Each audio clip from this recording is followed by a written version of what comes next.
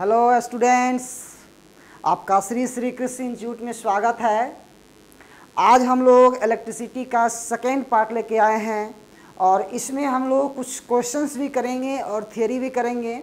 जो हमने पहले पढ़ चुके हैं उससे रिलेटेड उसको आगे बढ़ाते हुए थ्योरी रहेगी और उससे क्वेश्चंस भी रहेंगे। ये क्वेश्चन आपके एग्जाम्स के लिए बहुत ज़्यादा इम्पोर्टेंट है, इसलिए आप ध्यान से देखेंगे, समझेंगे। अगर आपको ये चीज़ें समझ में आएगी तो सब्सक्राइब, लाइक और कमेंट पहले नहीं करना है, देखने के बाद करना है ना। लेकिन अगर समझ में आपको आ रही है, अच्छे से इसको आप सीख रहे हैं तो ज़रूर सब्सक्राइब करें, ज़रूर लाइक करें और कमेंट भी करें ताकि हम लोग और इसमें सुधार कर सकें। आपको सब्सक्राइब और कमेंट करने से हम लोगों को मोटिवेशन मिलती है, जिसकी वजह से हम लोग आगे की वीडियो और अपलोड कर सकते हैं। इससे हमको उम्मीद होगी कि आप ऐसा करने में सफल होंगे। तो आइए हम लोग स्टार्ट करते हैं इलेक्ट्रिसिटी की सेकेंड पार्ट, जिसमें हम लोग सीखेंगे कि जब कोई चार्ज रोटेटरी मोशन करता है, rotatory motion in the sense ये कि जब वो सर्कुलर ट्रैक पर मूव करेगा या किसी एक्सिस के अबाउट वो रिवॉल्व करेगा चार्ज पार्टिकल, तो उस केस में वो कितना करंट फ्लो कराएगा। जैसे आप देख रहे हैं कि एक चार्ज पार्टिकल है Q और सर्कुलर ट्रैक पर इस पॉइंट के अबाउट रिवॉल्व कर रहा है ना। इसकी एंगुलर स्पीड ओमेगा है। तो इस केस में इसकी करंट की वैल्यू क्या होनी चाहिए? तो देखिए, तो करंट की वैल्यू इस केस में अगर देखें तो आपके पास आता है I equal to Q into F equal to Q by T. यहाँ टी देखिए कैपिटल टी है, कैपिटल टी यहाँ टाइम पीरियड को शो कर रहा है, एफ आपकी फ्रीक्वेंसी है, या Q V by two pi R equal to Q omega by two pi. यहाँ R radius of the circle है और V velocity of the charge है। क्लियर? तो ये चीज़ कैसे आया इसके बारे में थोड़ा सा हम सीखेंगे। देखिए, आप ध्यान से देखो, जब ये charge particle one revolution complete करेगा, वन रिवॉल्यूशन अगर ये चार्ज पार्टिकल कंप्लीट करेगा तो ये 2 पाई आर डिस्टेंस कवर करेगा। क्लियर? और वन रिवॉल्यूशन कंप्लीट करने में जो इसको टाइम लगता है, वन रिवॉल्यूशन कंप्लीट करने में जो टाइम लगा वो है कैपिटल टी। तो आप इस दोनों का यूज करके v equal to distance by यानी कि 2 pi r by capital T लिख सकते हैं। यहाँ जब हम कैपिटल टी की वैल्यू निकालेंगे तो मेरे पास आएगा value 2 pi r divided by v। Clear? तो ये मेरा था टाइम पीरियड का फॉर्मूला आया कि जब charge particle one revolution complete करेगा तो कितना टाइम लगेगा, 2 पाई आर इंटू वी। यहाँ टी हम लोगों का टाइम पीरियड है। क्लियर? अब देखें कि हम लोग जानते हैं कि करंट की formula I is equal to Q by t होता है। यहाँ टी के जगह पर हम लोग कैपिटल टी रखेंगे और Q की वैल्यू यहाँ स्मॉल q हमको दे रखा है कि चार्ज जो फ्लो कर रहा है वो कितनी है, स्मॉल q है। तो q डिवाइडेड बाई t, तो t की वैल्यू कितनी है, तो 2 pi r divided by v। जब v ऊपर जाएगा तो आपके पास आएगा q v divided by 2 pi r। देखें, आपका यहाँ से एक रिजल्ट मिला, यही रिजल्ट आपको यहाँ लिखा गया है। तो I का फॉर्मूला आया। फिर क्वेश्चन उठता है, सर क्यू ओमेगा बाई 2 पाई कैसे आया? तो हम लोग बहुत पहले पढ़े भी थे, आप जानते भी हो कि v इज इक्वल टू होता है omega into r, v is equal to omega r, है ना। तो divided by 2 pi capital R, तो आर से आर कैंसिल आउट हो जाएगा, तो हो जाएगा आपका q omega by 2 pi r. देखिए, ये भी फार्मूला हमारे पास मिला, ये वाला फार्मूला है q omega by 2 pi r. फिर क्वेश्चन उठा कि सर ये क्यू इंटू एफ कैसे आया? तो क्यू इंटू एफ लाने के लिए आप देखें, Q इंटू ओमेगा का फॉर्मूला होता है 2 pi F, 2 pi into F divided by 2 pi, है ना। यहाँ R नहीं रहेगा, 2 पाई, तो 2 पाई से 2 पाई कैंसिल आउट हो जाएगा। तो रिजल्ट आया Q F by Q into F, Q into F. तो ये देखें हमारे पास ये रिजल्ट आ गया क्यू इंटू एफ में। तो इसको आप यहाँ ध्यान से देखेंगे, सब समझने का प्रयास करेंगे। तो आई की फॉर्मूला हो गई Q इंटू एफ या Q बाई टी, क्यू भी बाई 2 पाई आर और Q omega by 2 pi. Clear? तो इस तरह से जब क्वेश्चंस हमारे सामने आएंगे तो इस फॉर्मूला का हम यूज कर सकते हैं। आगे देखते हैं कि जब किसी भी कंडक्टर से करंट का फ्लो होता है तो करंट के फ्लो होने के करस्पॉन्डिंग आपको हमने बताया था कि करंट का फ्लो तभी होता है जब उसमें इलेक्ट्रॉन्स की फ्लो होती है, और इलेक्ट्रॉन्स की फ्लो होने के लिए उसको एनर्जी की आवश्यकता होती है, और वो एनर्जी हमको बैटरी से मिलती है। क्लियर? तो एनर्जी जो ढोता है उसको हम लोग कहते हैं चार्ज कैरियर या करंट कैरियर या एनर्जी कैरियर, है ना। एनर्जी ढोने वाला, है ना, उसको इलेक्ट्रॉन्स के नाम से हम लोग जानते थे कंडक्टर के केस में। तो the charge particles whose flow in a definite direction constitutes the electric current are called current carriers. यानी कि कंडक्टर के केस में हमने आपको बताया था कि जब आप कोई कंडक्टर लेते हो तो कंडक्टर के केस में अगर आप कोई बैटरी यहाँ कनेक्ट कर देते हो तो बैटरी कनेक्ट करने के बाद ये मेरा बैटरी है, इसमें बहुत सारे इलेक्ट्रॉन्स प्रेजेंट होते हैं। जैसे हम बैटरी यहाँ कनेक्ट करते हैं तो इन दोनों पॉइंटों के बीच पोटेंशियल डिफरेंस क्रिएट होता है और इसके बीच इलेक्ट्रिक फील्ड क्रिएट होता है, जिसके कारण इस पर फोर्स लगता है, इलेक्ट्रॉन्स पर फोर्स लगता है, और इलेक्ट्रॉन्स पर फोर्स लगने के कारण इलेक्ट्रॉन में मूवमेंट होती है और इलेक्ट्रॉन एनर्जी को लेकर कैरी करते रहते हैं, और ये अलग अलग अप्लायंसेस को एनर्जी प्रोवाइड करते हैं, जिससे वो अप्लायंसेस क्या करते हैं, वर्क करने लगते हैं। ये हम लोग सीखा था। तो आप देखें यहाँ चार्ज कैरियर के रूप में क्या है, इलेक्ट्रॉन्स है। अगर मान लीजिए कोई भी आप कंडक्टर लेते हो, यानी सॉलिड कंडक्टर अगर आप लेते हो, तो उस केस में फ्री इलेक्ट्रॉन्स जो होते हैं वो एनर्जी को कैरी करते हैं, ढोते हैं। अगर आप लिक्विड लेते हो तो लिक्विड में पॉजिटिव और नेगेटिव आयंस जो होते हैं वो एनर्जी को कैरी करते हैं, लेकर जाते हैं। अगर गैस में कोई करंट का फ्लो हो रहा है या फिर चार्ज का फ्लो हो रहा है या एनर्जी की फ्लो हो रही है तो उस केस में आयंस जो होते हैं या फ्री इलेक्ट्रॉन्स वो एनर्जी को एक स्थान से दूसरे स्थान तक लेकर जाते हैं। लेकिन अगर बात करें हम सेमी कंडक्टर की, सेमी कंडक्टर आपका मोस्ट इम्पोर्टेंट कंडक्टर होता है। आपको इसमें आपको पढ़ेंगे सेमी कंडक्टर, एक चैप्टर्स हैं, बहुत ज़्यादा यूज है। इसी का यूज करके हम लोग डायोड बनाते हैं, ट्रांजिस्टर बनाते हैं, एम्पलीफायर बनाते हैं, रेक्टिफायर बनता है ना, और भी मेनी टाइप्स के इलेक्ट्रिकल डिवाइस बनाए जाते हैं। यहाँ तक कि आपके मोबाइल का जो सिम कार्ड होता है या चिप होते हैं उसमें भी आपको सेमीकंडक्टर का यूज होता है। तो आपका सिलिकॉन जो है या फिर जर्मेनियम, ये सेमीकंडक्टर का एग्जांपल्स हैं। तो इस सेमीकंडक्टर में जो करंट का फ्लो होता है या एनर्जी जो उसमें फ्लो होता है वो होल्स और इलेक्ट्रॉन्स करते हैं। तो होल्स को हम लोग सेमीकंडक्टर में पॉजिटिव चार्ज के नाम से भी जानते हैं, है ना। यानी कि जो आप पॉजिटिव चार्ज बोलते हो ना उसको हम लोग होल्स के नाम से जानते हैं। आप ऐसे समझ सकते हो। क्लियर? तो अब देखें कि जब हम लोग इस चीज़ को समझते हैं तो उसके बाद आता है क्या कि अगर मान लीजिए सर किसी कंडक्टर के एरिया से करंट फ्लो कर रहा है तो यूनिट एरिया से जितना करंट फ्लो करता है उसे हम क्या कहेंगे, तो उसे हम करंट डेंसिटी कहते हैं। उसे हम करंट डेंसिटी कहते हैं। यूनिट एरिया से, यूनिट क्रॉस सेक्शनल एरिया से जो करंट का फ्लो होता है उसे हम करंट डेंसिटी कहते हैं। आप देख रहे हैं कि यहाँ एक कंडक्टर बनाया गया है और इस कंडक्टर में देखें, इस कंडक्टर का ये क्रॉस सेक्शनल एरिया है। क्लियर? इस क्रॉस सेक्शनल एरिया की डायरेक्शन इधर है जिसको हम लिखे हैं यहाँ डेल्टा ए, ठीक। और ये है आपकी करंट की डायरेक्शन आई, ये आपकी पॉजिटिव चार्ज है। इलेक्ट्रॉन्स होता तो इस डायरेक्शन में मूव करता। क्लियर? तो जाहिर सी बात है इधर पॉजिटिव टर्मिनल है, इधर नेगेटिव टर्मिनल, तभी इलेक्ट्रिक फील्ड इस डायरेक्शन में होगा, तब जाकर करंट इधर फ्लो कर रहा है। तो आप सोच के देखो कि डेल्टा एरिया है तो इससे करंट कितना फ्लो कर रहा है, आई। तो डेल्टा ए से करंट का फ्लो आई हो रहा है तो यूनिट एरिया से करंट के फ्लो कितनी होगी, आई बाई डेल्टा ए।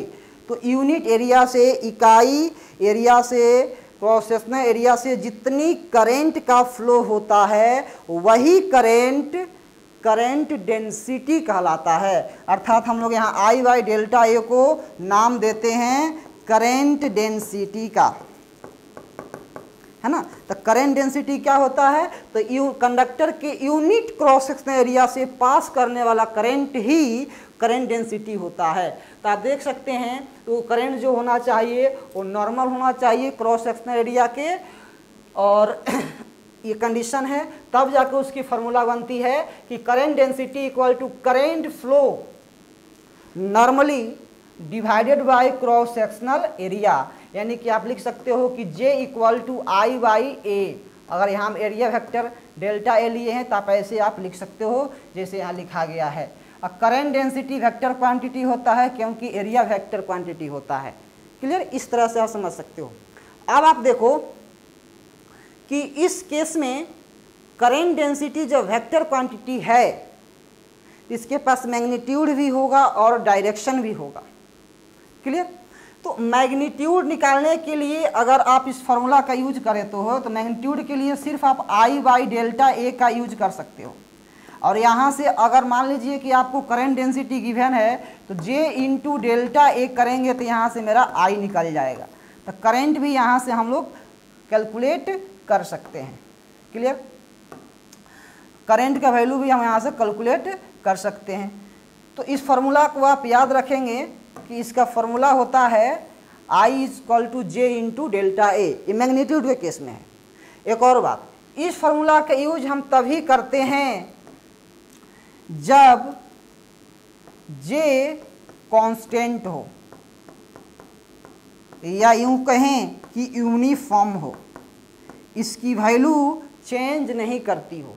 ठीक, या ऐसे बोले कि डेल्टा ए यूनिफॉर्म हो, डेल्टा ए यूनिफॉर्म हो या कांस्टेंट हो। ऐसा नहीं, इसे मान लीजिए कोई कहेगा कि सर हम ऐसा कंडक्टर लेंगे, इस शेप का कंडक्टर लेंगे, है ना, तो उस केस में करंट डेंसिटी की वैल्यू बताइए। तो आप देखो अगर मान लीजिए कि इरेगुलर शेप का कंडक्टर अगर ले लेते हो तो जाहिर सी बात थी उसकी जो क्रॉस सेक्शन एरिया है एवरी पॉइंट पर चेंज हो जाएगी। देखिए एवरी पॉइंट पर उसकी जो क्रॉस सेक्शन एरिया है चेंज हो जाएगी, और क्रॉस सेक्शन एरिया चेंज होने से उसकी करंट डेंसिटी भी वहाँ की चेंज हो जाएगी। इसलिए इस फार्मूला का यूज़ करते समय हमें दो बात का ध्यान रखना होगा कि कंडक्टर यूनिफॉर्म होनी चाहिए और J यानी करंट डेंसिटी भी यूनिफॉर्म होनी चाहिए। अब देखें कि फॉर ए स्मॉल, अगर मान लीजिए क्रॉस सेक्शन एरिया बहुत ही छोटा हो, जैसे कि मान लीजिए कि ये हमने बनाया है, ये एकदम स्मॉल क्रॉस सेक्शन एरिया लिया है, देखने में बड़ी बड़ा लग रहा है लेकिन समझने के लिए हम ऐसा किए हैं। तो इसके एरिया को हमने DA माना है। तो उस केस में अगर आप चाहते हो कि नहीं हमको करंट डेंसिटी चाहिए तो J equal to DI by DA का यूज करेंगे, या DI equal to J dot delta A या DA लिख सकते हैं। तो ये आपका यहाँ डॉट प्रोडक्ट है। तो यहाँ देखिए DI का जब आप इंटीग्रेट करोगे, DI का इंटीग्रेट करोगे तो आपका यहाँ DI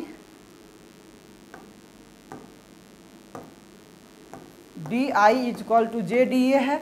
जब आप इसको इंटीग्रेट करोगे तो DI का इंटीग्रेशन I होता है, तो JDA आपका यहाँ फार्मूला बन जाएगा वेक्टर के फॉर्म में। क्लियर, इस तरह से। तो आप ध्यान से देखें तो यहाँ एक डॉट प्रोडक्ट का टर्म आ रहा है। तो करंट जो है वो डॉट प्रोडक्ट इस फॉर्म में आप लिख सकते हैं। तो इसे हम लिख सकते हैं क्या कि द लाइन इंटीग्रल, या ये इंटीग्रल भी बोल सकते हो या लाइन इंटीग्रल बोल सकते हो। आप ऐसे लिखो कि the dot product of current density and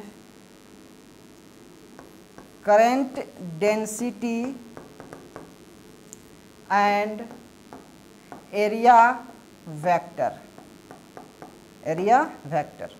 ये किसके इक्वल होगा, तो करंट के इक्वल होगा, इलेक्ट्रिक करंट के इक्वल होगा।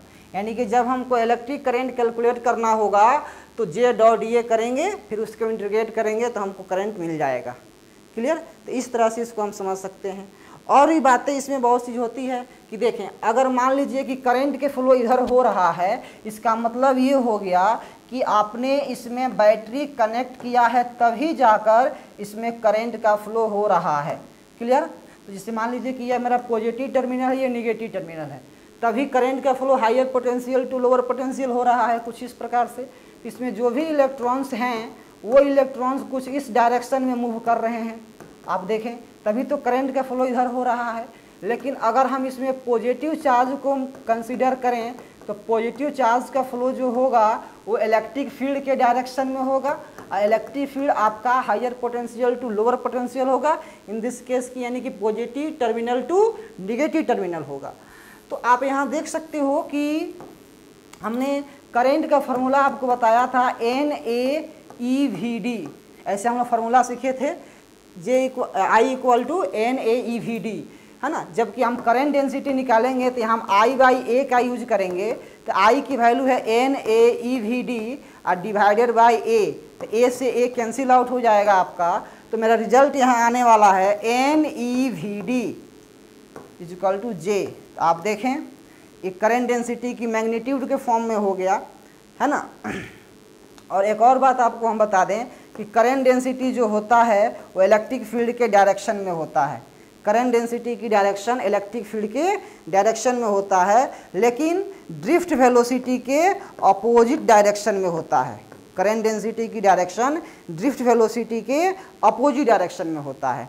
तो यहाँ दो बातें स्पष्ट हो रही है, करंट डेंसिटी तो प्रोपोर्शनल का साइन लेगा ही ड्रिफ्ट वेलोसिटी के, लेकिन इसको हम लिख सकते हैं कैसे कि current density directly proportional to electric field, है ना, और फिर current density directly proportional to negative of drift velocity. Negative of drift velocity in the sense ये कि आप ये बोल सकते हो कि जिस डायरेक्शन में ड्रिफ्ट वेलोसिटी होगा उसके अपोजिट डायरेक्शन में करंट डेंसिटी की डायरेक्शन होगी। तो अगर हम मान लें कि इस डायरेक्शन में इलेक्ट्रिक फील्ड है, आप देखो, अगर हम मान लें कि इस डायरेक्शन में इलेक्ट्रिक फील्ड है तो इसी डायरेक्शन में करंट होगा और इसी डायरेक्शन में करंट डेंसिटी भी की डायरेक्शन होगी और इसी डायरेक्शन में पॉजिटिव चार्ज का फ्लो होगा, परंतु इसके अपोजिट डायरेक्शन में ड्रिफ्ट वेलोसिटी की डायरेक्शन होगी। क्लियर?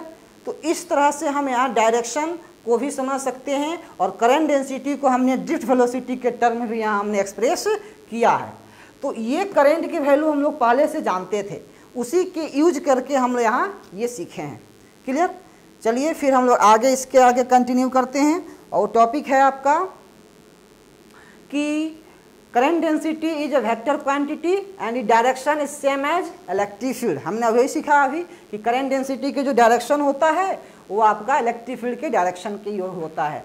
इसकी एसआई यूनिट होती है ampere per metre square, ampere per metre square. Reason कैसे? तो J= आपका I/A होता है। तो आप देखो कि करंट की SI यूनिट तो एम्पियर होती है और एरिया की SI यूनिट मीटर स्क्वायर होती है, तो एम्पियर पर मीटर स्क्वायर। और इसकी डायमेंशनल फार्मूला L² L-2 और इंटू A, ऐसे आप लिख सकते हो। अब देखो एक चीज़ और, तो यहाँ हम लोग एक और बात सीखे कि इलेक्ट्रिक फील्ड की डायरेक्शन अगर इधर थी, वही बात यहाँ भी है। अगर इलेक्ट्रिक फील्ड की डायरेक्शन इधर माने तो क्या इसी डायरेक्शन में करंट डेंसिटी होगा? यस। इसी डायरेक्शन में पॉजिटिव चार्ज का फ्लो होगा? यस। क्या इसी डायरेक्शन में करंट होगा? यस।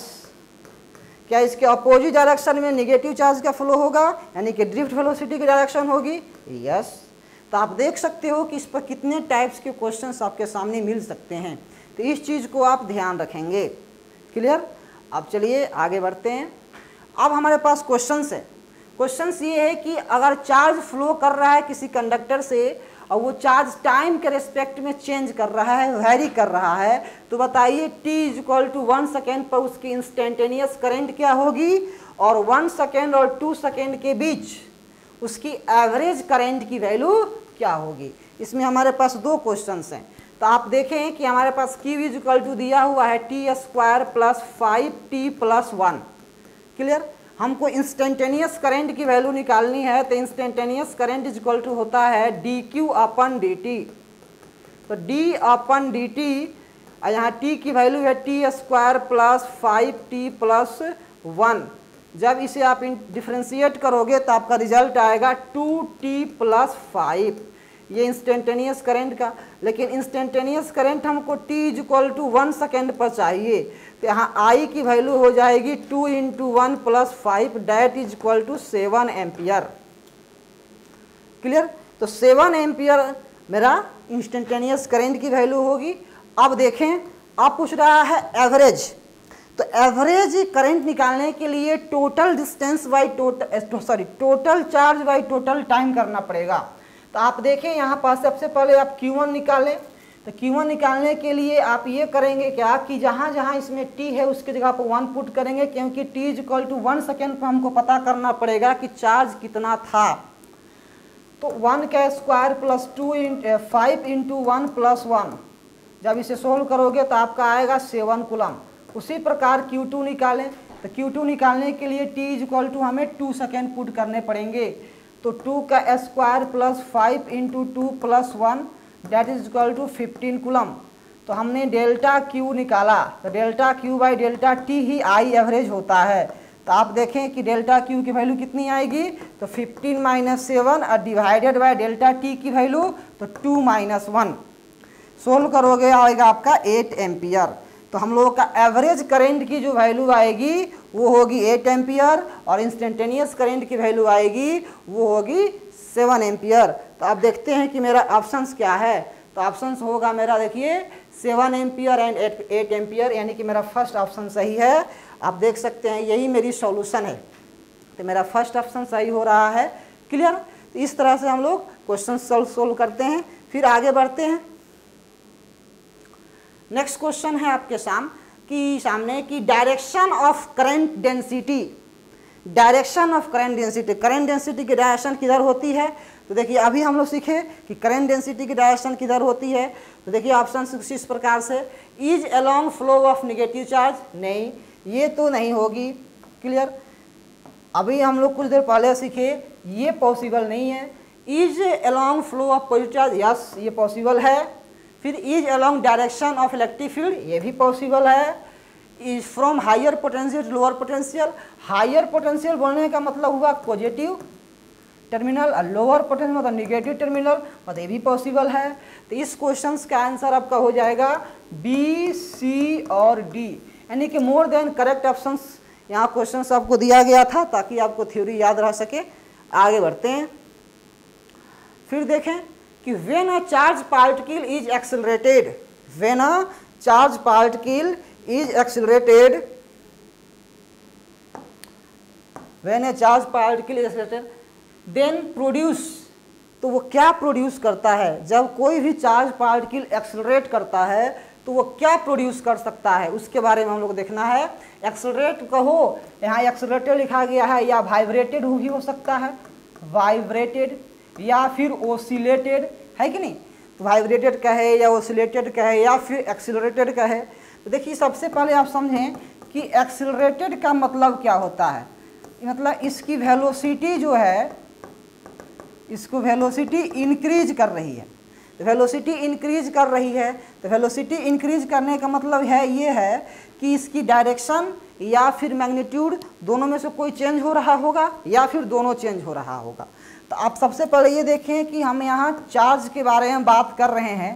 तो चार्ज को सबसे पहले हम अगर रेस्ट में रखें, चार्ज अगर रेस्ट में रहता है तो ओनली यह इलेक्ट्रिक फील्ड क्रिएट करता है, ओनली इलेक्ट्रिक फील्ड प्रोड्यूस करता है।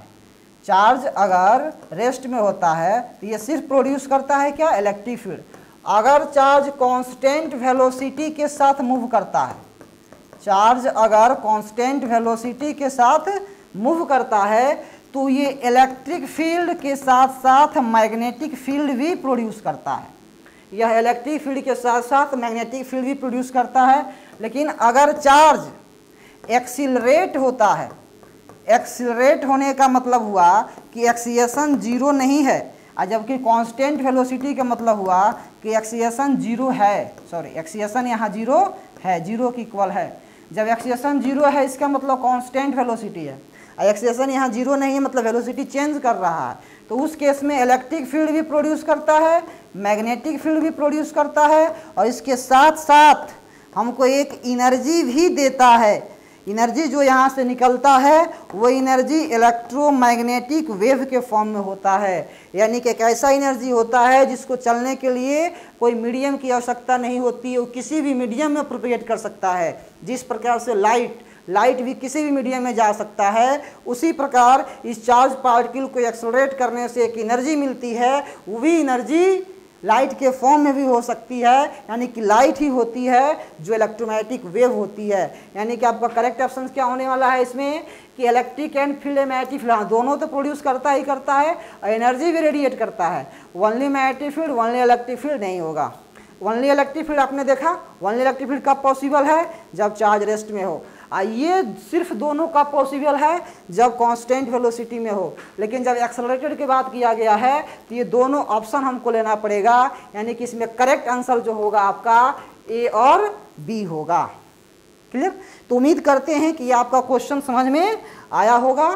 Thank you. हम लोग आज यहीं तक सीखे, फिर अगला वीडियो में हम आगे कंटिन्यू करेंगे और भी थ्योरी लेकर आएंगे। प्लीज़ अगर आपको ये समझ में आया है, आप इसे कुछ सीखे हैं, तो ज़रूर सब्सक्राइब करें, लाइक करें और कमेंट में लिखें कि आपको कहाँ तक डाउट हुआ, क्या करना है और आगे का वीडियो कैसा रहे, ये हमें आप बताइए। Thank you.